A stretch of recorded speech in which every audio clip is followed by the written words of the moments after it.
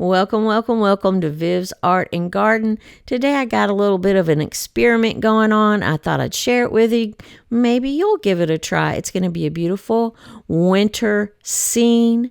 Now I've just got a scrap piece of 140-pound cold press watercolor paper here.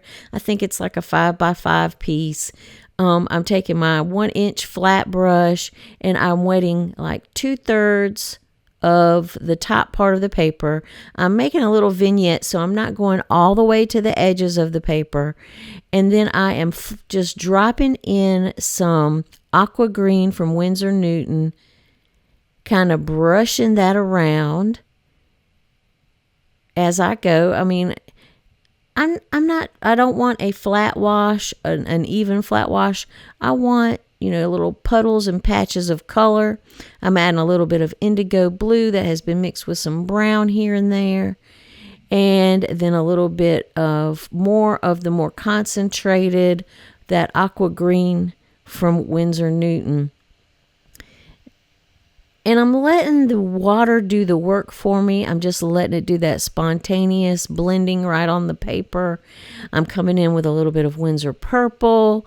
And you could also mix a little bit of permanent rose with that purple if you wanted to.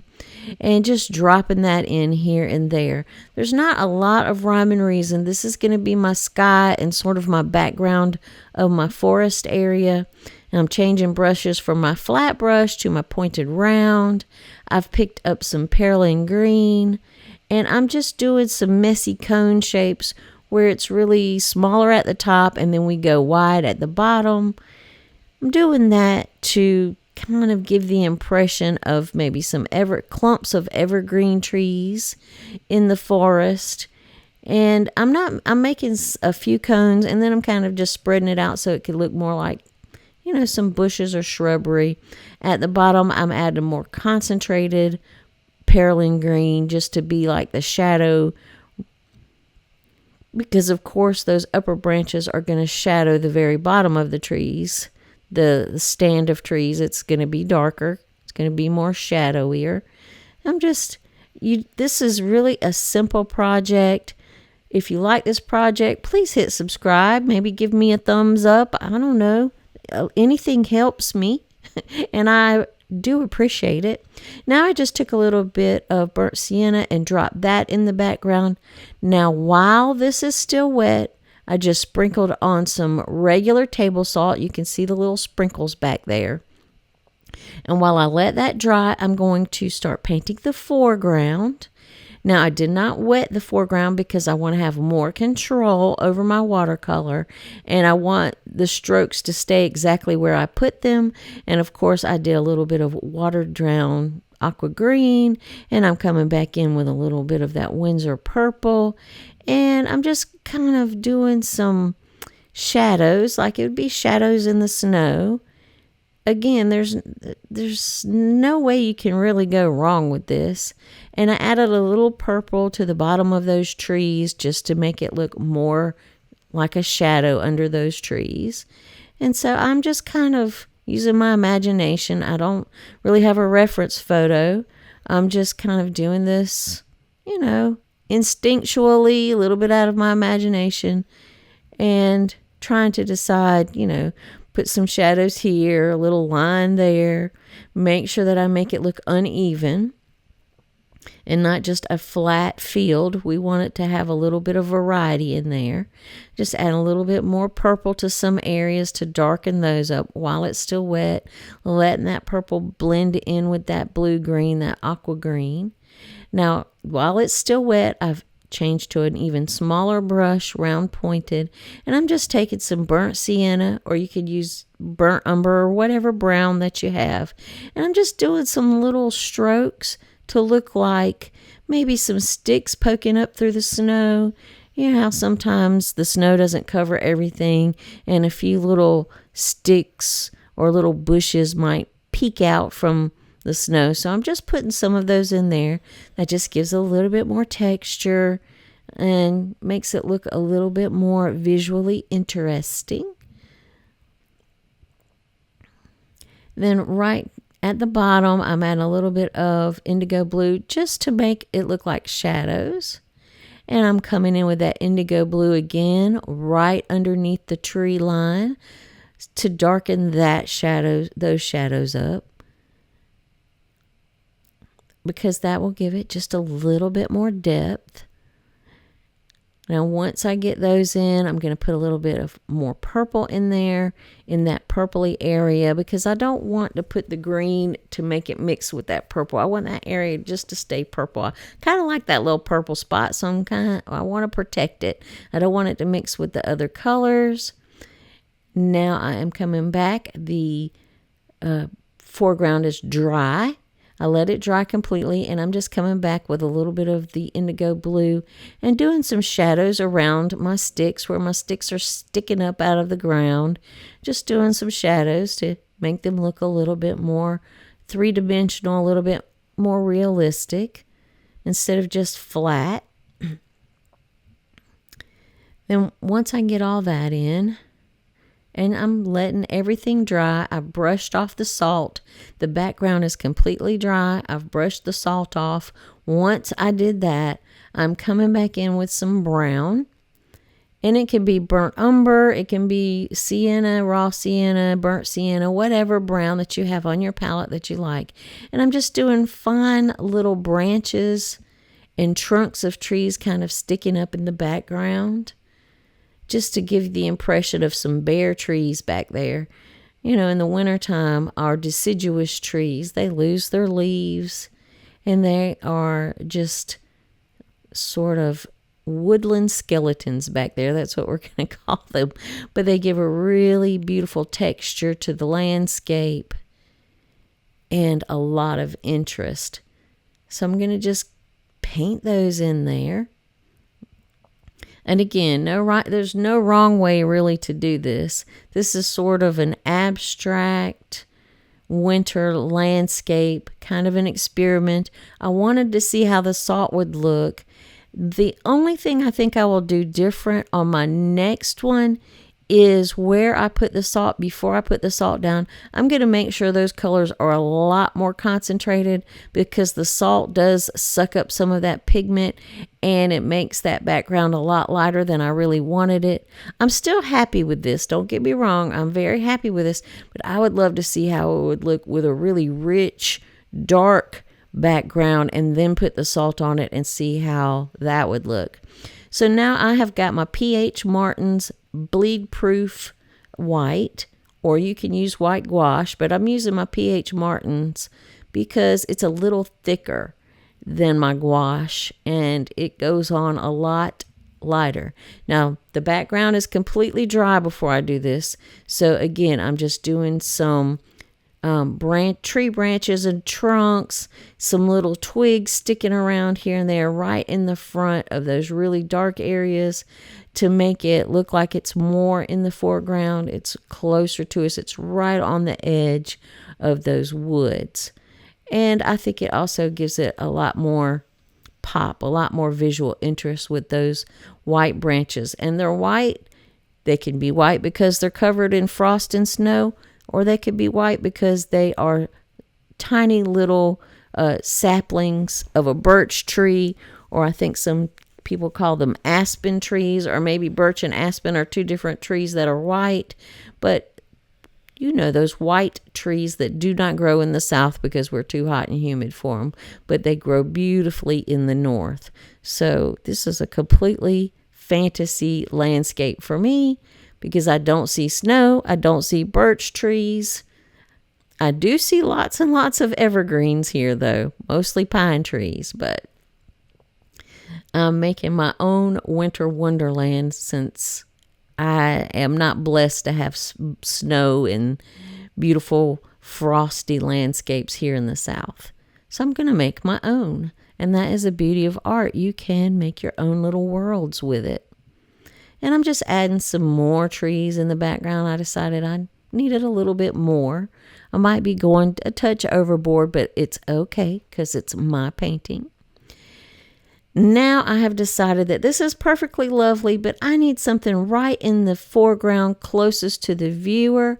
So I've gone back to my P.H. Martin's Bleed Proof White. I've gotten an even bigger pointed round brush, and I'm going to do some of those birch trees, aka aspen trees, whatever they are called. I'm not sure, because I've seen the same trees, or they look the same to me, called two different things, but I've always called them birch trees. So I am just going to paint in a few of those. They're tall, they're thin. They have really thin branches. Just going to paint a few of those. I really like this painting. It's abstract. It's colorful, but not too many colors in it. I don't know. I really like this painting. I think I'm going to try it again, like I said, with a darker background before I put the salt on it to see how it looks. And I've decided you need 3. I need 3 trees here. That's what's going to make me happy. And 3 is a good number. Whenever you want to group things together, it's usually more pleasing to the eye if you group in odd numbers. So like 1, 3, 5, 7, so on. And I'm going to go with 3 here. And I'm just adding in some little branches as well. Some thin branches connected to the trunk.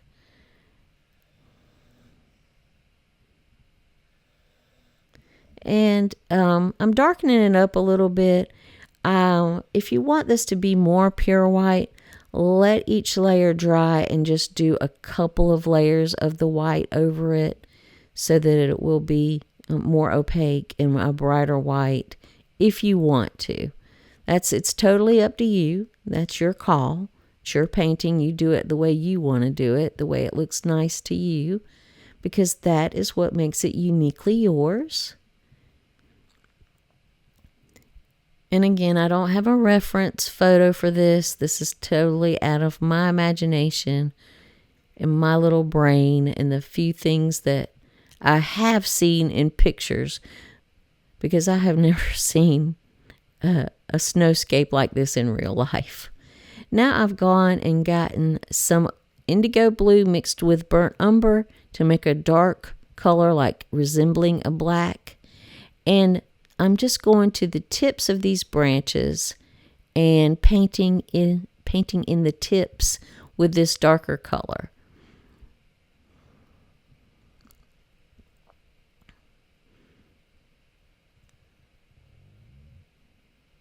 That also kind of helps separate the branches from the trees that are clustered. Like you can see which tree is in the foreground by crossing over those darker branches over those trees that are in the background. So it gives it a little bit of depth too. Now, as far as a birch tree, I have actually seen birch trees in person. When we first moved to Fayetteville in North Carolina, our little house that we bought had 2 birch trees in the backyard. They had probably been there for a while because they were pretty good size. They were gorgeous. And I thought they were the prettiest things I'd ever seen. Of course, they didn't last forever back there because it is really hard for a birch tree to live in the South. We're too hot, too humid. But they lived quite a while. And I enjoyed them while they were there, but they were planted there before we moved in. And it was the most exciting thing for me to see, because I was like, wow. At first I thought someone had painted the trees. I was like, why are those trees painted? And my mom had to explain, no, those are not painted trees. Those trees are naturally white. They're birch trees. That's what they look like. So now I have moved on. I've gotten my golden maple tiny flat brush. It's flat.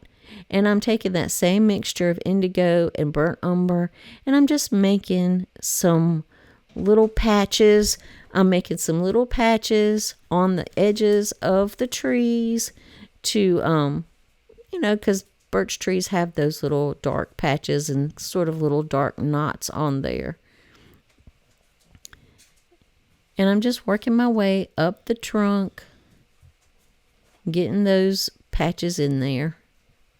And put the little designs on. I'm pretty happy with how it looks so far.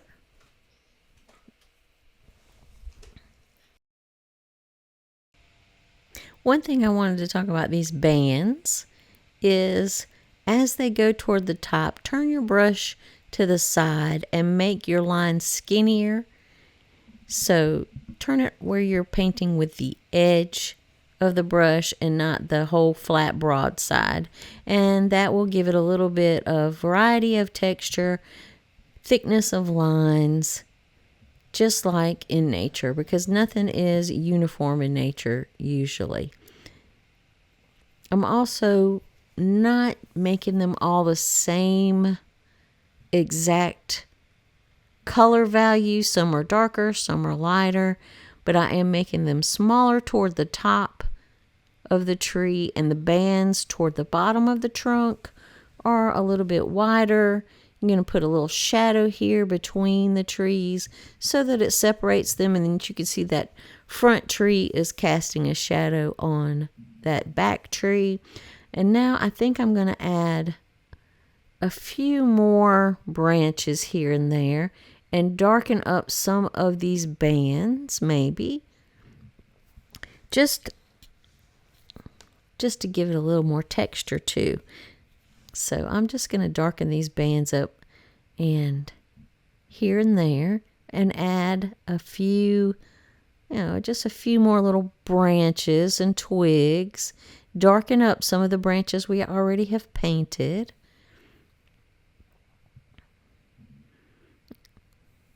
I think it needs a little bit more. Plus, I'm a big time diddler.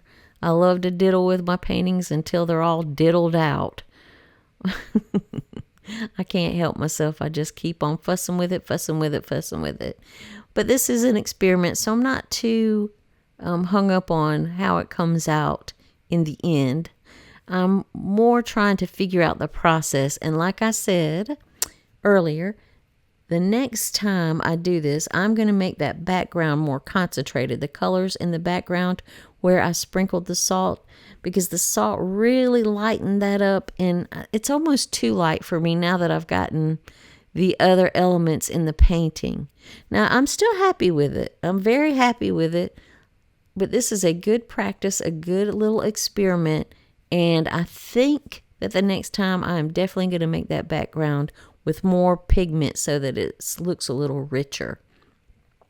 Now I'm going to do my finishing touches here. I think I'm just going to do some purple shadows underneath the trees, and I'm just doing some random brush strokes. Makes the snow also look like, maybe somebody's walked in it, maybe a little rabbit hopped under that tree, who knows. But I hope you've enjoyed this. I appreciate you watching.